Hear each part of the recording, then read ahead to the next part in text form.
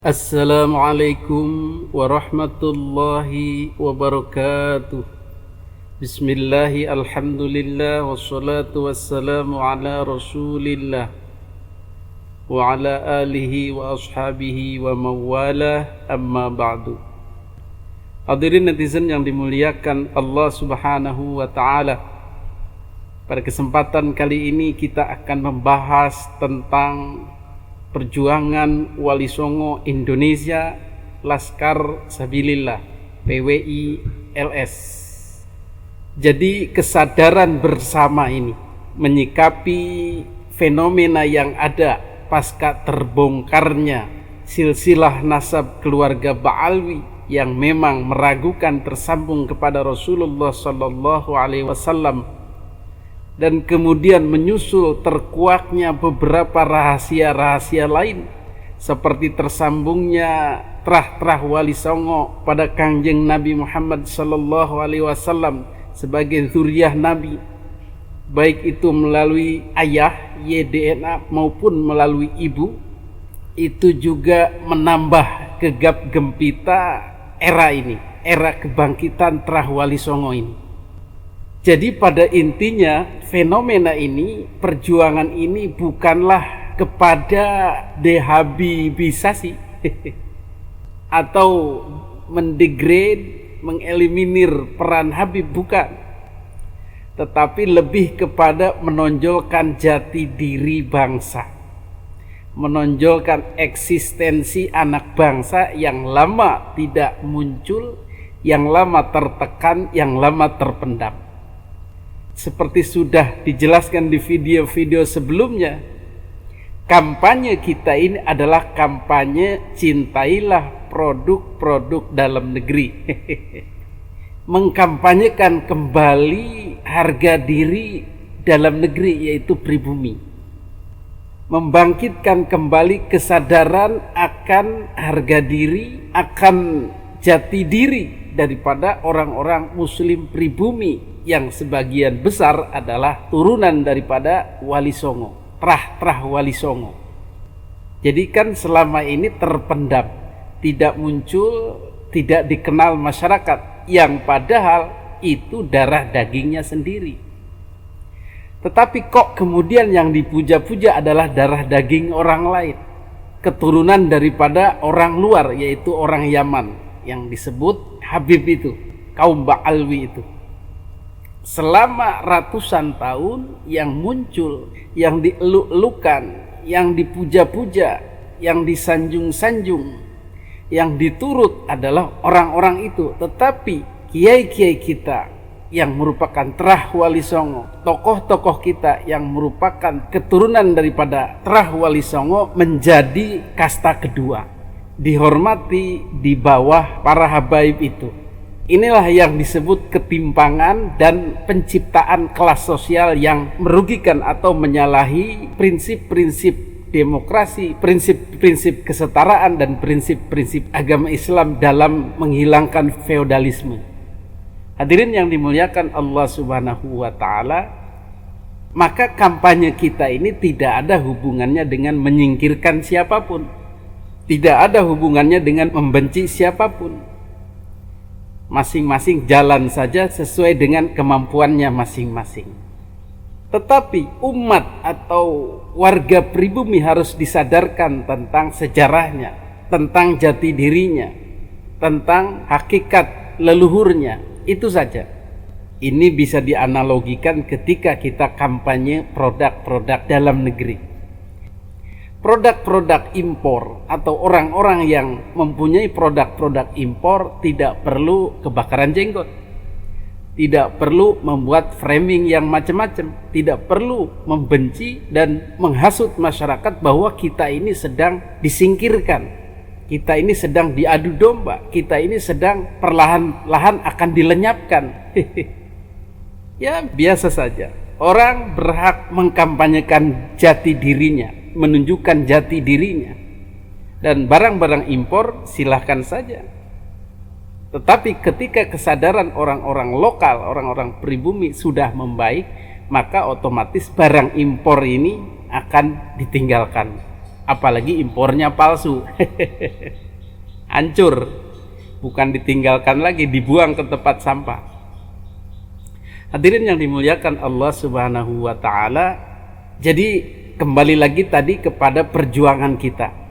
Perjuangan jangka panjang, menyadarkan, berkampanye, mensosialisasikan, berdakwah kepada orang-orang pribumi tentang semua ini.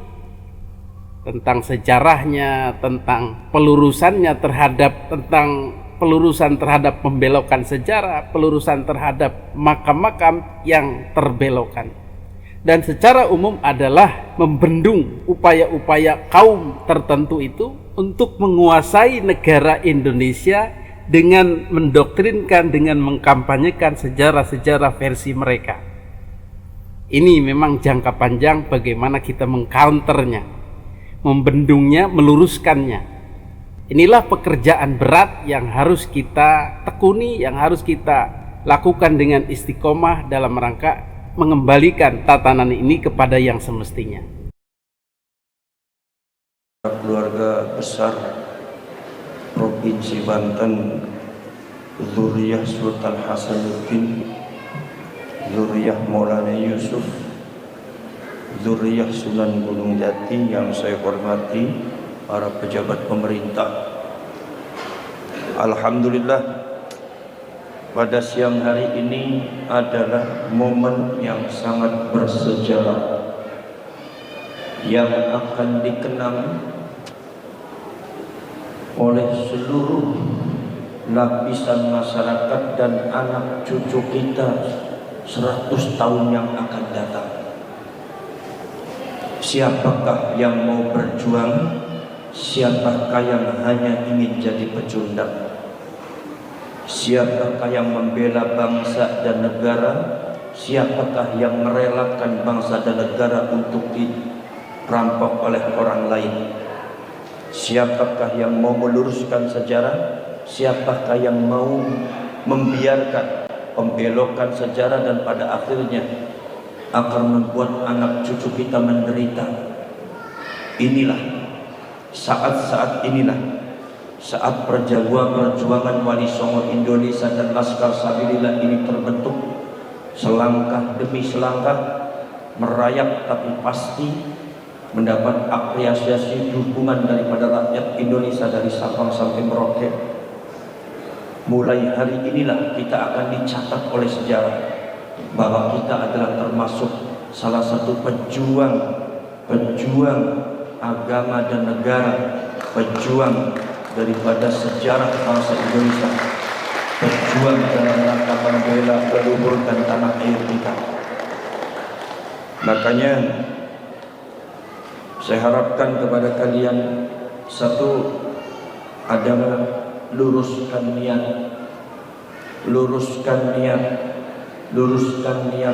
janganlah jadi persoalan siapa yang menduduki jabatan, siapakah yang menduduki panglima.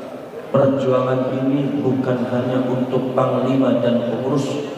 Perjuangan ini adalah kewajiban kita bersama. Luruskan niat, bersihkan hati, beningkan pikiran supaya dibela oleh Allah Subhanahu wa taala. Saudara, sekarang telah berdiri di hadapan kalian ini adalah keluarga saya dari jalur Sultan Hasanuddin. Kalau saya jadi dari Sultan Tajul Arifin, Pangeran Pasarean. Bedanya apa? Bedanya putra tertua dari Sunan Gunung Jati adalah Sultan Hasanuddin, tapi dari istri muda. Kalau saya putra nomor 2 Sultan Hasanuddin, tapi dari istri tua. Maka dari itu saling tua, saling muda. Makanya saya kalau manggil Ki Iman sama-sama Kang. Jadi Ki Imannya manggil saya Kang Yai, saya manggil Ki Imannya juga Kang Iman. Istilah Cirebon Pak Kang. Maka dari itu alhamdulillah ini seluruh tubagus adalah bersaudara. Jangan sampai mau diadu domba. Kenapa saya tekankan ini kepada keluarga Banten, keluarga Sultan Hasanuddin? Karena sudah ditanamkan adu domba oleh Belanda di dalam keluarga kesultanan dan Sultan Hasanuddin. Maka dari itu saya mohon dari Cirebon, kalian tetap istiqomah, kalian jaga ukhuwah, persatuan seluruh tuh bagus seluruh Banten bersatu membela negara, membela agama, membela bangsa, membela leluhur. Mari kita bersama-sama berdiri di atas perjuangan Wali Songo Indonesia dan Laskar Sabilillah. Di sini ada anggota-anggotanya, ini di Banten orang top semua. Ini semuanya adalah orang yang memiliki otoritas di Banten. Ini atas berkat jasa Abuya Yusuf, alhamdulillah. Atas dasar daripada Kirimaduddin, atas dasar daripada seluruhnya keluarga Banten. Maka dari itu saya minta kepada panjenengan semua, keluarga Banten, jangan ragu-ragu. Ya kiainya, ya tubagusnya, ya kesultanannya, termasuk juga jawara-jawaranya. Mari kita kawal berdiri di di dalam perjuangan Wali Songo Indonesia dan Laskar Sabilillah. Kemudian alhamdulillah kemarin malam saya di Lampung itu bertemu dengan salah satu daripada pengurus PBNU. Dia pakar sejarah, dia ceritakan semuanya tentang masalah Belanda, bagaimana Belanda itu mendatangkan yang namanya Syekh Ibrahim itu dari Hadramaut. Itu ada dua, itu Syekh Ibrahim dengan Syekh siapa itu, Syekh Abdul Latif itu didatangkan dari Hadramaut, itu khusus untuk memecah belah kita. Ketika kita sudah pecah belah, itu Syekh Ibrahim dan Syekh Abdul Latif dipulangkan lagi ke Yaman. Maka ini catatan yang sangat besar. Makanya beliau, saya belum bisa menyebutkan namanya siapa, beliau langsung minta kepada saya dan kepada Kiai Suparman. Beliau mengatakan, Gus tolong masukkan saya dalam PWI. Kiai Suparman, masukkan saya dalam PWI, saya mau berjuang untuk negara dan bangsa dengan perjuangan Wali Songo Indonesia. Alhamdulillah, dia akan mengungkap sejarah semuanya. Dan beliau itu salah satu sejarawan yang di NU asli Lampung, itu yang ada di PBNU, yang secara tegas ketika ada, yaitu adalah ketika ada Habib Lutfi berbicara tentang masalah sejarah, tentang masalah Thariqah Syadziliyah, dan tentang masalah yang berkaitan dengan sejarah Indonesia salah, dia langsung membantahnya. Salah, bukan begitu, begini. Akhirnya beliau agak renggang dengan Habib Lutfi. Jadi artinya saya hanya meluruskan, bukan seperti itu, tapi seperti artinya apa? Kita apresiasi keberanian beliau di dalam menegakkan kebenaran. Maka rupanya beliau membaca bahwasannya adalah satu-satunya daripada pergerakan rakyat Indonesia yang tetap memegang yang hak dan yang benar tanpa ragu-ragu dan tanpa takut adalah perjuangan Wali Songo Indonesia Laskar Sabilillah. Maka beliau langsung mengatakan, Gus, masukkan saya ke dalam PWI Laskar Sabilillah. Kiai Suparman, masukkan saya dalam Laskar Sabilillah dan PWI. Insya Allah nanti beliau akan dimasukkan di dalam pengurus wilayah Provinsi Lampung oleh kita semua. Nomor selanjutnya juga saya perkenalkan juga, yaitu adalah ada Buya, yaitu Buya Sofiadi, Yudi Sofiadi. Beliau ini adalah pemegang daripada terah perguruan pencaksilat Kanuragan Terumbu. Itu adalah pencaksilat yang paling tua di Banten. Yang tadi salah satu muridnya itu ditampilkan. Beliau bisik-bisik sama saya, Gus, ini mohon maaf, penampilannya hanya sekilas saja. Sekilas saja udah kayak gini, saya bilang. Saya udah tadi mau nutup mata, tapi gimana lagi, saya bilang. Masya Allah. Jadi ada satu penampilan yang sangat luar biasa. Ini beliau siap gabung kepada Laskar Sabilillah, memiliki anggota lebih daripada 25.000. Siap untuk mengawal Laskar Sabilillah, siap untuk melawan PWI, siap untuk mengawal PWI, siap untuk mengawal para ulama, para kiai dari Sabang sampai Merauke. Itulah sejatinya mentalitas dan orang Banten. Itulah sejatinya. Makanya saya apresiasikan semuanya. Sebelum saya